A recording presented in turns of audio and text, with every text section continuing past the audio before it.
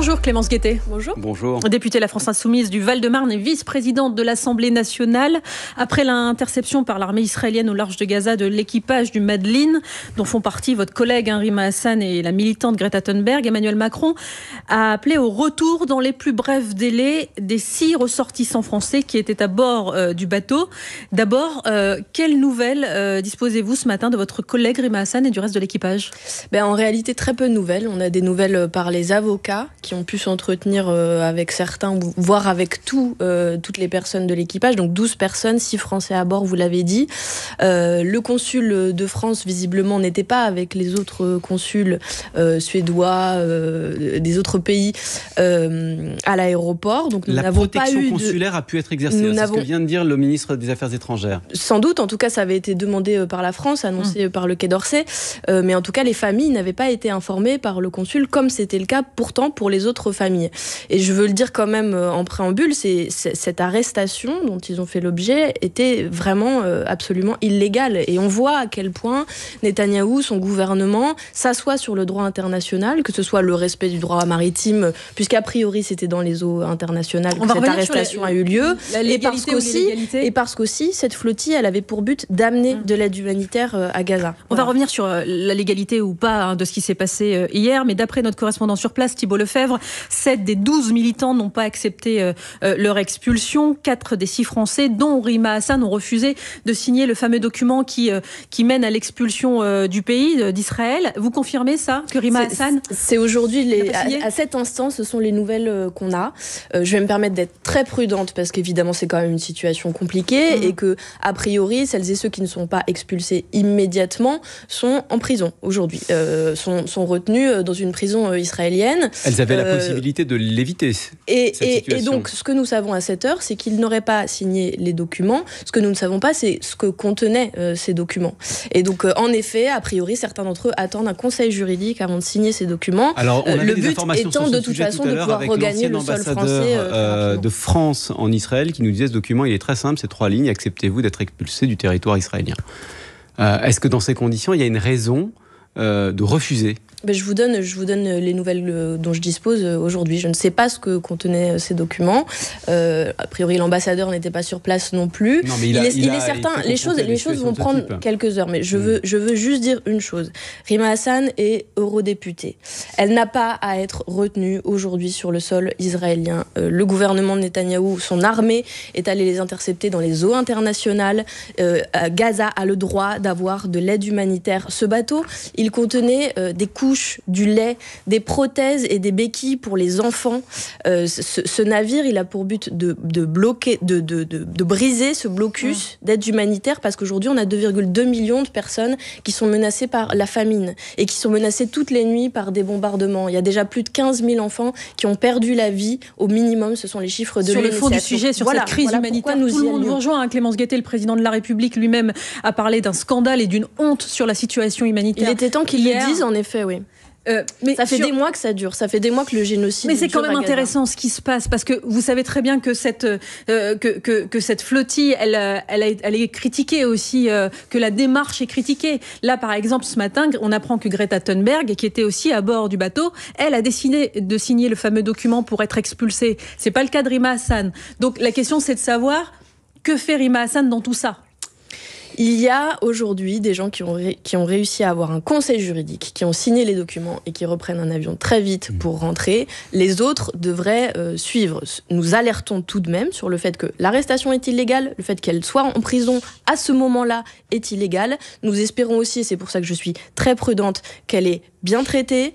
Nous savons qu'ils ont été obligés de visionner des films. Nous ne savons pas quel type de violence psychologiques ont pu être menées à leur rencontre. Donc je suis très prudente à ce moment-là. Je veux dire quand même que ça suscite, vous dites, cette flottille qui a été qualifiée de croisière s'amuse de manière absolument honteuse dans certains médias par des intervenants, ça suscite aussi beaucoup d'adhésion, parce que je pense que les gens se disent, face au sentiment d'impuissance qu'on ressent pour beaucoup d'entre nous depuis 20 mois maintenant de génocide et de massacre à Gaza, des gens ont entrepris quelque chose. Je reprends les mots de l'ambassadeur Eric Danon parce qu'ils ont essayé d'aller amener de l'aide aux Palestiniens, Palestiniennes. Et s'il y a un blocus qu'ils ont réussi à briser, c'est quand même le blocus, le silence médiatique sur ce qui se passe à Gaza. Ça nous permet d'en parler ce matin. Médiatique, on en parle beaucoup de ce qui se passe et notamment de la situation humanitaire. Mais il y a quand même des journalistes qui se sont plaints du fait que le traitement de la situation à Gaza n'était pas équivalent, par exemple, à celui de la situation en Ukraine. Je pense à des journalistes de France 3. Avec ce que disait tout à l'heure sur l'antenne de France Info, Eric Danon, l'ancien ambassadeur de France en Israël, il disait il y a quelque chose de condescendant vis-à-vis des Palestiniens quand il s'agit de leur dire ce blocus que vous n'êtes pas parvenu à briser depuis des années, nous on arrive avec un voilier et on va le briser. Voilà, ce sont ces mots. Est-ce qu'il n'y a pas une opération de communication? Vous vous rendez compte à quel point c'est choquant? Les éléments de langage là que vous reprenez c'est pas un élément de langage de l'ambassadeur, c'est un élément de langage de l'ambassadeur israélien en l'occurrence. Il ne s'agit aucunement de condescendance vis-à-vis des Palestiniens, Palestiniennes qui sont enfermés dans la bande de Gaza, qui depuis des mois subissent les ordres d'évacuation, ont perdu leur domicile. 70% de la bande de Gaza, des infrastructures sont détruites, ils sont soumis à la famine. Nous essayons juste par une initiative que l'ONU a qualifiée de symboliquement puissante, de montrer à quel point Netanyahou, son gouvernement aujourd'hui, s'assoit sur le droit international, l'aide humanitaire, le fait que les gens ne meurent pas de faim quand il y a des bombardements, comme c'est le cas aujourd'hui à Gaza, c'est un droit. On n'a pas le droit d'affamer toute une population. Et l'ONU a dit aussi que Gaza était à ce jour l'endroit le plus affamé de la planète. Sur la réaction française à la France Insoumise, vous avez dénoncé le manque de courage d'Emmanuel Macron qui, on l'a dit encore hier, a lui-même accusé le gouvernement israélien d'une crise humanitaire scandaleuse et honteuse. Qu'est-ce qu'il aurait pu faire de plus? Mais déjà, ça fait des mois que ça aurait pu être dit par la diplomatie française. Je vous rappelle quand même que en plusieurs mois, il y a eu une évolution très nette du discours de la Macronie, qui quand même au début a affirmé son soutien inconditionnel à Israël. Monsieur Haddad, qui à l'époque avait dit qu'il n'était pas pour un cessez-le-feu.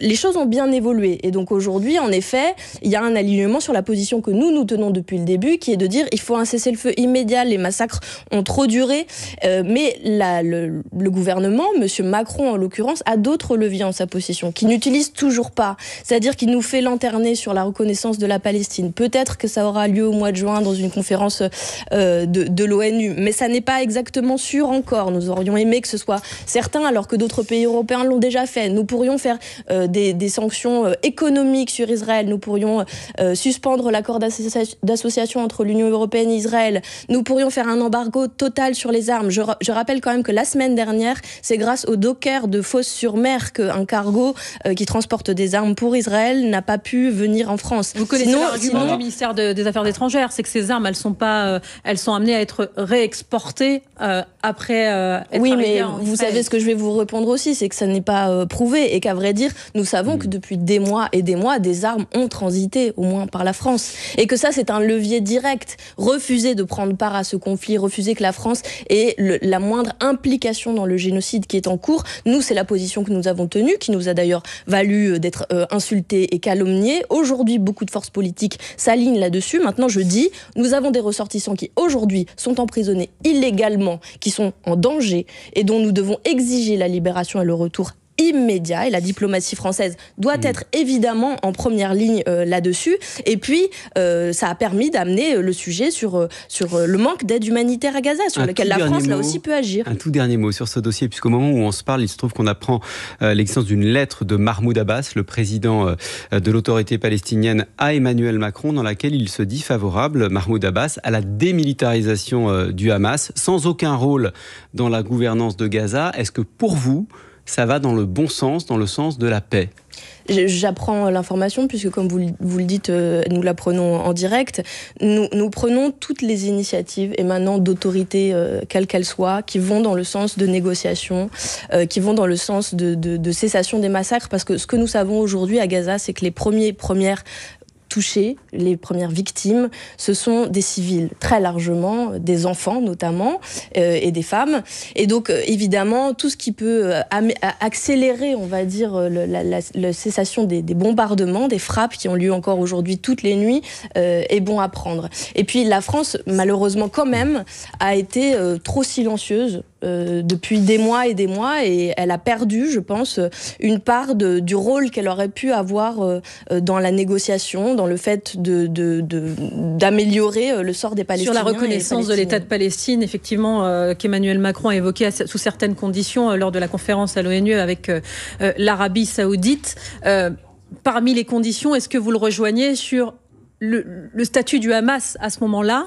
Il faut que le Hamas, effectivement, dépose les armes et qu'en plus, il n'ait plus de pouvoir dans la bande de Gaza. Là-dessus, vous le rejoignez? Nous disons que, évidemment, c'est ce que dit aussi Mahmoud Abbas, là. Pour qu'il y ait une paix durable dans la région, il va falloir un cessez-le-feu immédiat qui tienne. On a bien vu que les différentes trêves n'ont pas tenu jusqu'ici et que les bombardements reprennent à la moindre occasion. Et il va falloir réunir les différents acteurs qui sont aujourd'hui engagés sur ce territoire. Mais sans le Hamas? Moi, ce que je souhaite aujourd'hui, sans le Hamas. Vous pouvez me poser la question autant de fois que vous voulez, je vous apporterai la réponse que je souhaite. Ce que je souhaite aujourd'hui, c'est que la France puisse retrouver un rôle diplomatique dans la région et que les tergiversations aujourd'hui d'Emmanuel Macron, à ce stade, nous l'ont fait perdre. Mais si on vous pose la question, c'est que si vous ne répondez pas, c'est qu'on entend que vous n'excluez pas que le Hamas prenne part. Non, c'est parce que ça me paraît prématuré et c'est parce que je pense que tous les acteurs qui aujourd'hui sont engagés sur le territoire doivent pouvoir prendre part à ces discussions si on veut que la paix soit durable. Voilà. Parce que... Y compris le Hamas, donc. Pardon ? Y compris le Hamas, donc. Aujourd'hui, c'est une autorité sur le territoire, oui. Ça ne l'est pas selon Mahmoud Abbas, c'est pour ça qu'on vous pose la question. Oui, non, mais c'est pour ça que ça n'est pas moi qui ferai le périmètre des discussions, mais ce que je vous dis, c'est que si nous ne voulons pas que ce conflit, qui, je le rappelle quand même, tient du fait que Israël a colonisé, notamment la Cisjordanie, mais aussi la bande de Gaza, que les résolutions de l'ONU pour une solution à 2 États n'ont pas été suivies des faits. Aujourd'hui, nous savons qui prend part aux discussions. Le Hamas, aujourd'hui, prend part aux discussions. Et donc, il est certain que pour une paix durable, pour le retour des otages, pour la libération des prisonniers politiques palestiniens, il faut que le plus grand nombre possible d'acteurs prennent part à ces discussions. Clémence Guettet, avec nous sur France Info jusqu'à 9h. On laisse passer le fil info, il est 8h46. Maureen Spignard. Le feu est circonscrit à Lens dans l'Aisne, mais 2 pompiers sont toujours recherchés ce matin. Ils se trouvent sous les décombres d'un immeuble qui s'est effondré à cause d'un incendie la nuit dernière. Plus de 160 pompiers sont mobilisés en ce moment même. Un rassemblement est prévu à 15h à Bercy devant le ministère de l'économie à Paris. Manifestation des chauffeurs de taxi, toujours contre l'évolution des tarifs pour le transport des malades. Les VTC manifestent également. Ils réclament un moratoire sur le nombre de conducteurs et une hausse de leur grille tarifaire. Le ton se durcit un peu plus entre Donald Trump et le gouverneur de Californie. Le démocrate parle d'un président dictatorial. Le chef d'État américain envoie 2000 réservistes de plus à Los Angeles et 700 Marines, une unité emblématique de l'armée américaine, contre l'avis des autorités locales. Des manifestations contre la politique migratoire du président américain sont en cours depuis quelques jours maintenant. Et puis il a été l'un des pionniers du funk. Le musicien américain Sly Stone est mort à 82 ans. Il était à la tête du groupe Sly and the Family Stone, une formation rock, multiraciale et mixte qui a été très rare dans les années 60. Le groupe avait notamment donné un concert mémorable au festival de Woodstock en 1969. France Info. Le 8-30 France Info, Jérôme Chapuis, Salia Braclia.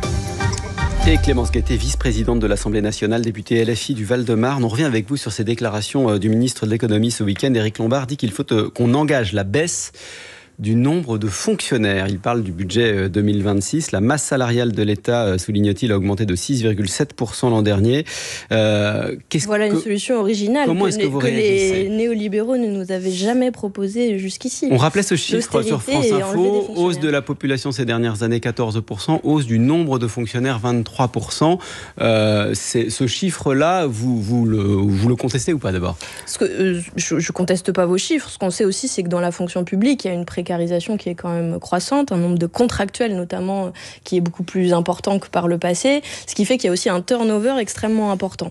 Et ce qu'il y a derrière ces chiffres-là, notamment, c'est des services publics pour les Français qui sont moins bien assurés qu'auparavant. On sait très bien que dans l'hôpital public, la situation est catastrophique. Je suis allée encore il y a peu de temps dans les urgences de Créteil, dans ma circonscription. Les soignants tiennent l'hôpital à bout de bras. Vraiment, c'est une catastrophe. Dans l'éducation nationale, les classes ferment. Le métier d'enseignant n'est plus assez attractif parce que les enseignants sont mal rémunérés. Et bref, dans la fonction publique, le ministre de l'économie il dit il faut tout réorganiser en fait. On n'a peut-être pas besoin d'autant de gens, mais il faut mieux s'organiser pour offrir un meilleur service public. Oui, non, mais ça c'est l'argument des partisans de l'austérité. Ils nous disent toujours on va pouvoir faire mieux avec moins de gens. Vous savez ce qu'on dit quand on vous entend parler d'austérité? Il y a toujours des gens qui disent on ne peut pas parler d'austérité dans un pays qui dépense 57% de sa richesse nationale. Les dépenses publiques représentent 57% de la dépense nationale. Quand on a depuis 3 ans des budgets qui coupent entre 30 et 50 milliards d'euros chaque année dans le budget de l'État, vous pensez qu'on ne peut pas parler d'austérité? Non, je vous donne l'argument qui souvent... D'accord, mais moi je vous dis qu'il y a de l'austérité, une politique austéritaire dans notre pays qui est totalement absurde, et en fait c'est le nœud de l'affaire, c'est le dogme macroniste qui empêche qu'on s'en prenne à la question des recettes, c'est-à-dire comment on trouve davantage d'argent, en taxant les grands groupes et les milliardaires, en tout cas les plus riches de ce pays. Il y a des milliards à aller récupérer, et c'est d'ailleurs, en fait, on est en train de constater le résultat de leur choix budgétaire, c'est-à-dire ces génies qui nous font des leçons d'économie à longueur de temps, qui ont fait 1000 milliards de dettes supplémentaires, un quart de cette dette, ce sont les cadeaux fiscaux décidés par la Macronie, c'est-à-dire l'ISF, c'est-à-dire toutes ces réformes en faveur des ultra-riches qui, par ailleurs, n'ont pas produit d'effet sur le fait d'attirer davantage les investissements, si, quand même, les investissements étrangers, si. Il y a des investissements supplémentaires, mais pas à la hauteur, en tout cas, de ce qu'on compense par des aides publiques. Par exemple, les aides publiques aux entreprises, de 100 milliards par an. Et donc, en fait, on est en train de constater l'échec de cette politique, de cadeaux fiscaux absolument massifs qui ont été faits aux plus riches et aux très grands groupes.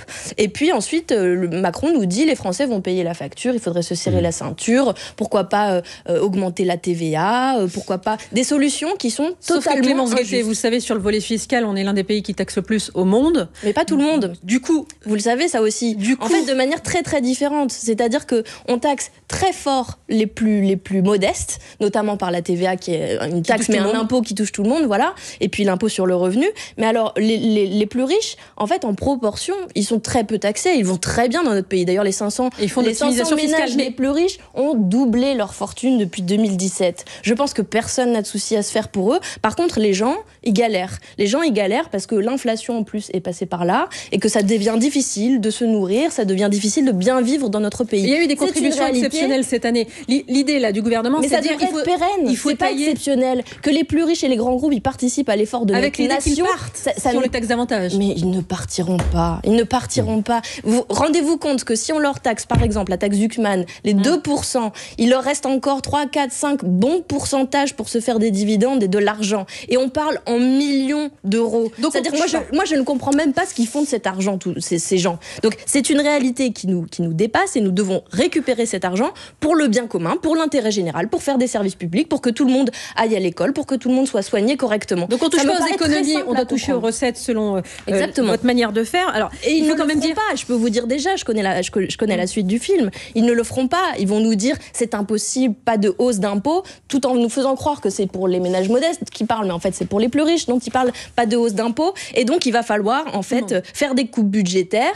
Et puis nous proposerons de censurer ce gouvernement qui proposera un budget qui n'est pas celui qui aurait été décidé par les Français, parce que c'est le nouveau Front populaire qui est arrivé en tête des élections. Pendant qu'il y a une bataille politique à l'Assemblée nationale, le FMI lui réagit. Il regarde ce qui se passe en France. Surprise. Ouais, le FMI dit, le Fonds monétaire international, la situation n'est pas alarmante, mais les prochains mois seront critiques. Et il faudra faire prendre des décisions difficiles pour les Français, sans augmenter les impôts, mais en faisant des coupes budgétaires. Est-ce qu'on va laisser effectivement une instance supranationale décider à notre place, ou alors on est capable, nous Français, de décider entre nous? Mais si vous voulez, c'est pas qu'ils décident à notre place, c'est que les gouvernements qui se succèdent depuis quelques années maintenant en France, et notamment ceux choisis par M. Macron, sont complètement dans la même idéologie que celle qui est portée par le FMI. Donc c'est une croyance dans une forme économique qui aujourd'hui nous a montré son échec. Nous savons qu'il faudrait faire payer davantage les gens pour que le pouvoir d'achat redémarre, pour que l'activité redémarre, pour que le PIB augmente. Et aujourd'hui, il est fait exactement l'inverse. Donc on force les gens à travailler avec une réforme des retraites qui pousse l'âge. Ensuite, vous avez le taux de chômage qui augmente. Allons-y quand même sur les retraites. Un mot quand même parce que le Conseil d'orientation des retraites doit rendre son rapport annuel après-demain. La version définitive doit être validée dans quelques jours. Dans la version de travail qui a circulé avant le week-end, le COR, le Conseil d'orientation des retraites, paraît encourager le recul de l'âge de la retraite par rapport à d'autres options, notamment les hausses de cotisation. Ça vous surprend ? Ce qui me surprend, enfin ça ne me surprend pas vraiment à vrai dire, mais ce qui me surprend, c'est que dans ce rapport du COR, il y a une seule hypothèse qui est testée. Alors, ils parlent de 4 hypothèses, mais en effet, il y en a une qui est... dont nous avons eu en tout cas écho jusqu'ici et dont nous avons pu discuter jusqu'ici. Il y a une seule version qui est celle dont vous parlez, en effet, qui fait que nous travaillerions d'ici 2045, 66 ans, il me semble, d'ici 2070, voilà, 67 ans. C'est une hypothèse qui est la seule qui est privilégiée par le COR, dont je rappelle, la présidence a quand même été reprise en main par un très proche d'Emmanuel Macron, alors que auparavant le COR était relativement critique. Vous ne faites plus confiance à cet organisme ? En effet, ce changement de présidence, donc par un proche d'Emmanuel Macron, qui est celui notamment qui dirigeait la rédaction de son programme économique, ça nous paraît potentiellement un peu orienté. Nous allons voir les autres hypothèses. En tout cas, nous, c'est clair qu'on privilégierait d'autres hypothèses. Mais pourquoi ?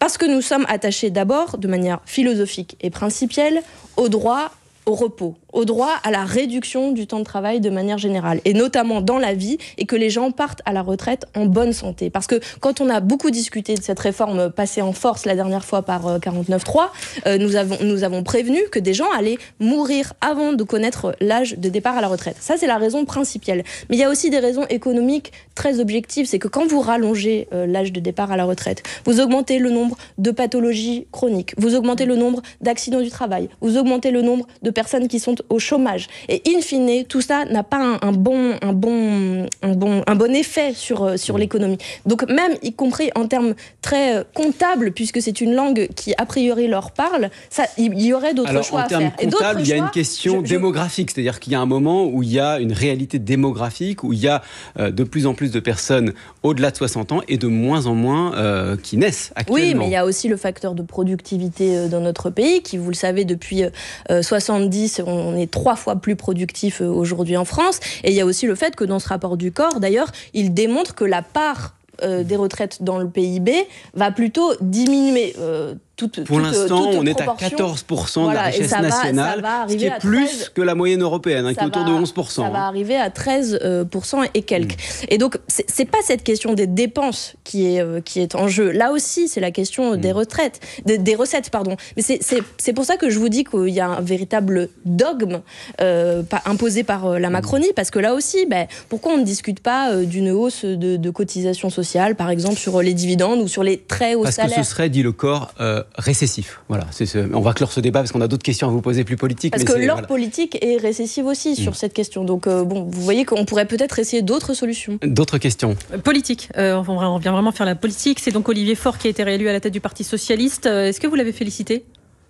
Comment ? Olivier Faure. Est-ce que je l'ai félicité ? Oui. Non, pas spécialement.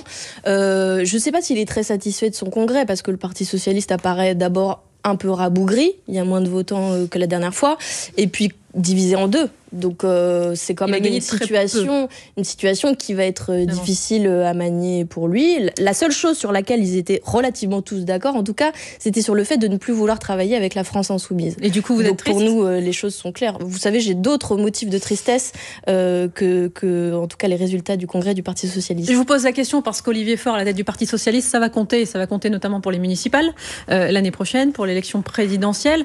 Allez-vous travailler avec les socialistes, oui ou non ? Est-ce qu'il y a qu'il y a une envie de votre côté. En réalité, le congrès du PS ne change rien pour les municipales parce qu'ils avaient déjà dit ce sera au cas par cas, localement, etc. Nous avons des baronnies socialistes qui ont affronté le nouveau Front populaire et ses candidats au moment des dernières élections législatives.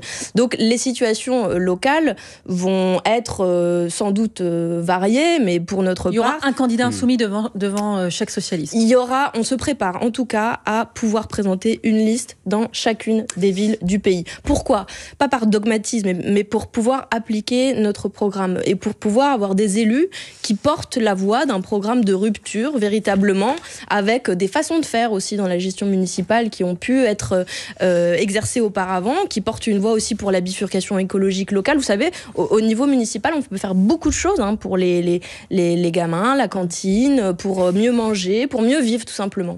Dernière question, Emmanuel Macron hier soir a affirmé que son souhait n'était pas qu'il y ait une nouvelle dissolution d'ici 2027. C'est votre souhait ou pas ? Mais qu'il ne se privait pas de recourir à un outil constitutionnel. Donc nous verrons bien, de toute façon, on touche là au cœur de la Ve République et de ce qu'elle permet au président, c'est-à-dire de dissoudre sans consulter personne. C'est ce qu'il a fait l'année dernière. Résultat des courses, nous sommes repartis en campagne et il n'a pas respecté le résultat des urnes.